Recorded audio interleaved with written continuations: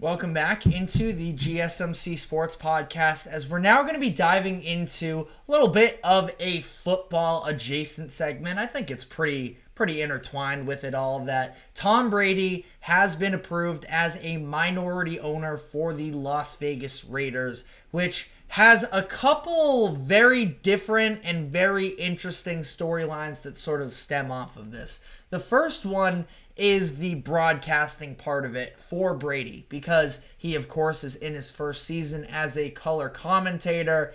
Let me know in the comments section. I am curious what the general consensus on how he's been doing up to this year. I don't feel like I have super strong thoughts either way.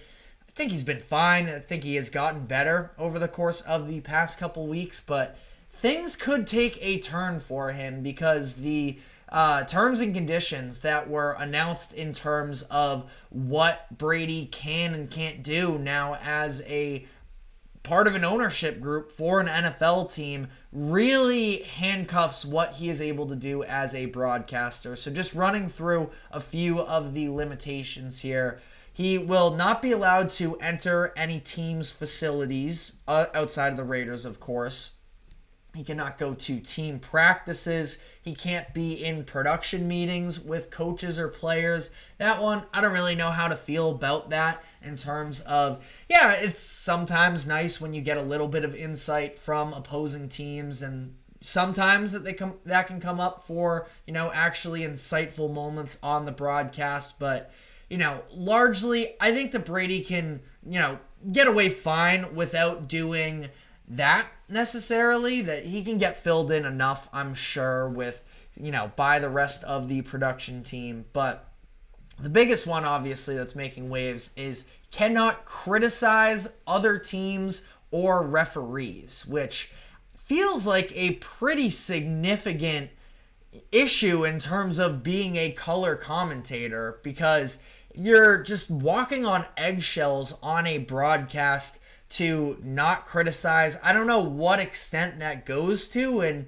I guess we'll see how much Brady is willing to push the line a little bit. But, I wonder how far it goes. If a bad call is a bad call, that is part of the gig. We just saw this past weekend, or specifically this past week on Monday Night Football, and what ended up being a complete ref show in Jets versus Bills.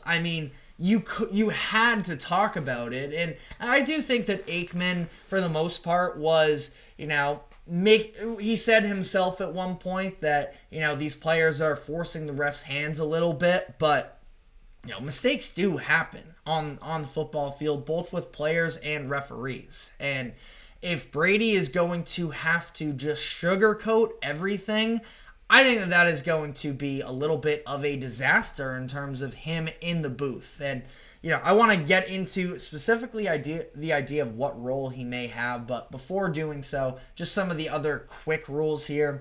Can't gamble, essentially, has to follow the gambling policies, and has to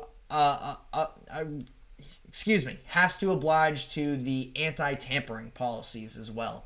So, all of this being said, Brady, I feel like it's so weird that Fox is in on this. They had to know before they signed Brady to this contract that it was going to be, at least in the realm of possibility for him to eventually take this out. But they're paying him $375 million over the course of 10 years, and he's not even going to be able to, there's obviously the good in football, but he can't highlight any of the mistakes or, poor plays. I don't know. We'll see about that. But kind of had me thinking, if that is going to be the case, and if it does become actually handicapping for Brady, I feel like he'd just be way better off as an analyst at a desk for a halftime or a pregame show or something like that.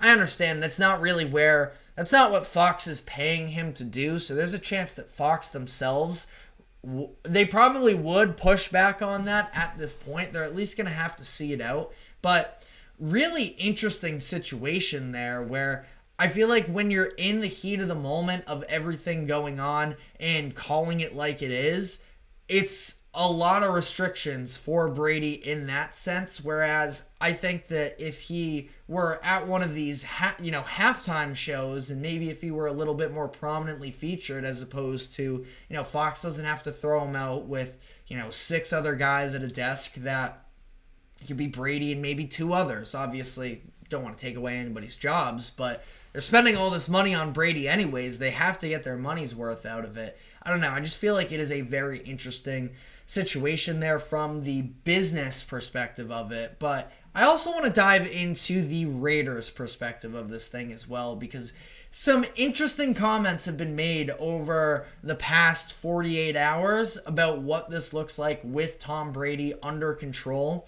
And, one of them is the idea of, I believe it was their owner and Mark Davis, right? It's Al Davis, sorry. No, it is Mark Davis. I'm sorry. I'm Googling on the fly here. But that supposedly Brady might have a say in quarterback development or picking out a QB in the draft. The Raiders are very clearly in need of one this upcoming offseason. It seems like right now with a 2-4 record and doesn't seem to be a super bright future within the room, that they could be at the top of the 2025 NFL draft order. So that's going to be a little bit of a fascinating subplot, because I would have to imagine they will have a new quarterback under the helm for 2025, and there's a very good chance that comes through the draft. So something to at least keep in mind is what type of impact Brady could have on, again, the selection and developmental path of said quarterback when it's all said and done. So we'll see there. I think it would actually be very interesting in terms of Shedeur Sanders ultimately ending up with the Raiders. But the other part of this as well is that it was Kirk Minahan of Barstool Sports, longtime Boston media personality and show host, that he said on his show with Barstool Sports, I believe it was just yesterday, that one of Brady's first moves as a minority owner headed into next season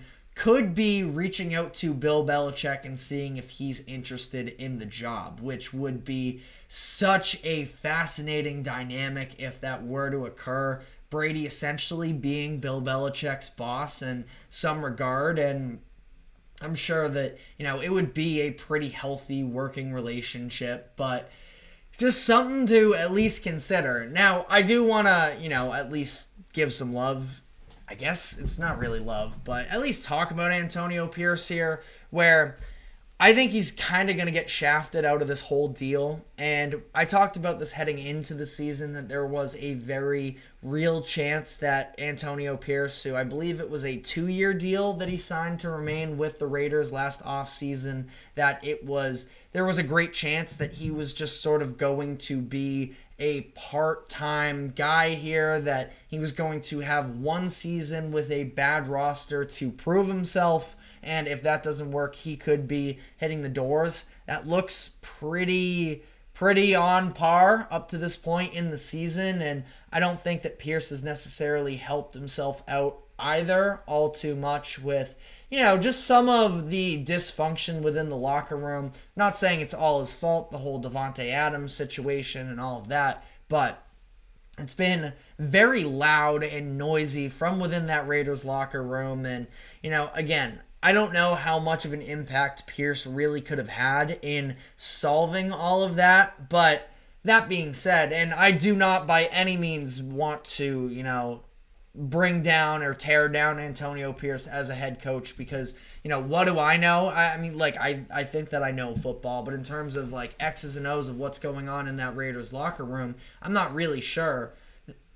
Antonio Pierce kind of got hired, it felt like, because he was a vibes guy and because the team really seemed to resonate towards him, and just the shaky relationship with Davante Adams. Jack Jones is somebody that I know is a Patriots fan, and he was never exactly easygoing there either, but he's sort of made some comments about disagreements with Antonio Pierce as well, that I just really don't think it's looking good for him. And for whatever it's worth as well, it doesn't have to be an indictment on Antonio Pierce if the Raiders were more interested in getting Bill Belichick. Because Bill Belichick is one of, if not the greatest head coach of all time. And I think it's a weird situation, but you look at currently where the Raiders are at, and I'm not sure that's part of the issue with this as well as timeline-wise. I mean, Belichick, I don't know how long he wants to coach. I don't know if he's down for really being in a rebuilding state. They don't exactly have a ton of long-term pieces at this current point in time. On offense, like I mentioned, one of their biggest issues is at the quarterback position. And then skill position-wise, not great. Brock Bowers has been excellent up to this point in the season. I think that, again, this is a situation where, yes, the Raiders definitely were hoping to land a quarterback in the draft, but by the time they were all gone and the Raiders were sitting there at 13th, they took the best player on the board, and that was Brock Bowers, and it seems to be working out for them. To, limited extent, because a tight end isn't going to necessarily have the game-breaking ability to win or lose you football games, especially when there's so much uncertainty elsewhere on the roster. But Bowers feels like a home run pick up to this point. Outside of that, skill positions, not great. I mean, they could, in theory, be one wide receiver, one away. Not Devontae Adams, of course, but, one wide receiver, one away from being a solid core. Like, I like Jacoby Myers. I like Trey Tucker. Neither one of them are true ones. I mean, Myers was a wide receiver one on the Patriots for a bit there. And was able to produce for them to some degree, but I'm sure that, they would prefer to have a little bit more of that high upside. Running back room doesn't really move me, to be honest. Maybe you're a Zamir White fan. I don't know if I know enough about him or have seen enough about him to really get on board there. Offensive line-wise, they have some young guys, like that they drafted in this past draft of Jackson Powers-Johnson, who I really did like coming into the year. Been a little bit shaky. DJ Glaze, another rookie that they drafted. I believe he was a day 2 pick out of Maryland. So that's somebody that maybe they see some promise here. Hasn't been excellent for them up to this point in the year. Colton Miller is a great left tackle, and I'm sure that they're going to re-sign him. Defensively, they said they're not trading Max Crosby. You look across the roster as well. It's not like there's an overwhelming amount of talent. I think that, up to this point, in terms of youth plus skill, Divine Diablo, their linebacker, might be their other real building block. But again, it's not a super inspiring long-term rebuild roster as of right now, and maybe they don't need to do a full rebuild. Maybe it's just a matter of getting the right quarterback under center, getting a good coach in Belichick, and working from there, a la the Washington Commanders, something along those lines. But